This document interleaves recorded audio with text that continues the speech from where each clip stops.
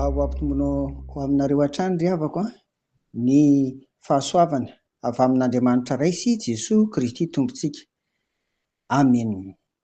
Andeha araka hivavaka isika toy ny fanaontsika isaky n'izao maraina izao. Ry Tompo rainay any an-danitra, amin'ny maraina toy izao no hiantsonay ny anaranao.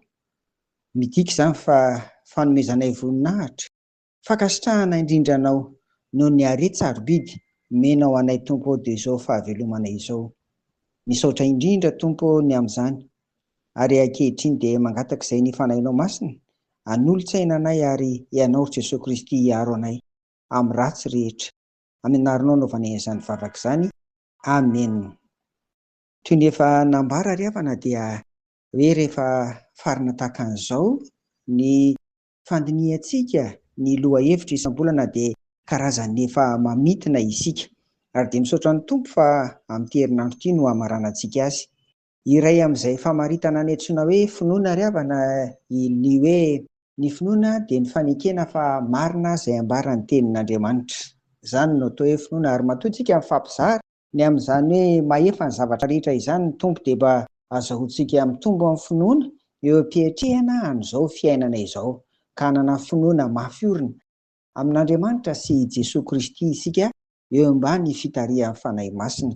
Anio ary ny andinin-tsoratra masina hozaraina amintsika ao anatin'izany hoe mahefa ny zavatra rehetra ny Tompo izany dia ny Salamo 5:30, ny andininy fahaenina. Vaky toy izao amin'ny anaran'i Jesoa: manao izay sitrapony rehetra Jehovah, na any amin'ny lanitra na ety ambonin'ny tany na any amin'ny ranomasina sy ny rano lalina rehetra.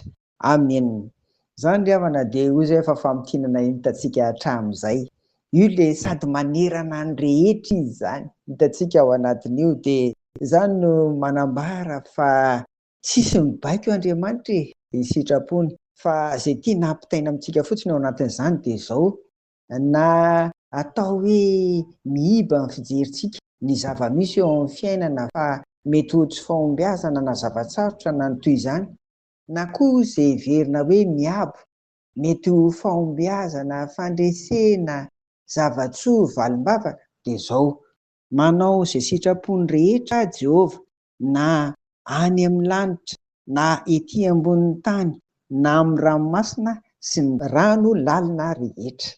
Eny ary, izay indray no atsika amin'ity an'ity nofinaina zarainako dia mirahasoa anao ampiatrehana ny tontolo andro dia azahoanao traika efa hatrany koa an'iny fiarahanan'ny Tompo amin'ity an'ity, ary fandriana hatrany ny mba andraisanao valim-bavaka eo anatrehan'ny Tompo, eny amin'izay efa nangatahanao hatry ny ela, irariana izany amin'ity an'ity. Amen. Hivavaka isika. Tompo resy lahatra izahay ny amin'ny fahefana, ny herinao, ny fiandriananao, ny voninahitranao. Tena mahefa ny zavatra rehetra tokoa ianao Tompo, dia raha ho anao ny fiainana iray manontolo ary anjakao Tompo, anjakao amin'ny anaran'i Jesoa. Amen. Ho aminareo ny fiadanan'i Jesoa. Amen.